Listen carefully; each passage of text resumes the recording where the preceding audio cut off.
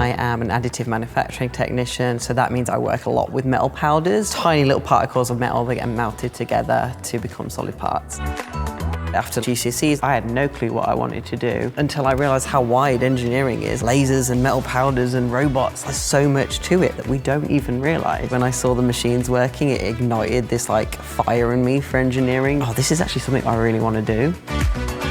A lot of metal powders have to have control measures, so that's either in my big PPE suit or I'm in a glove box. Arms in these big black gloves and it go through and you're working directly on the piece and it's really quite exciting.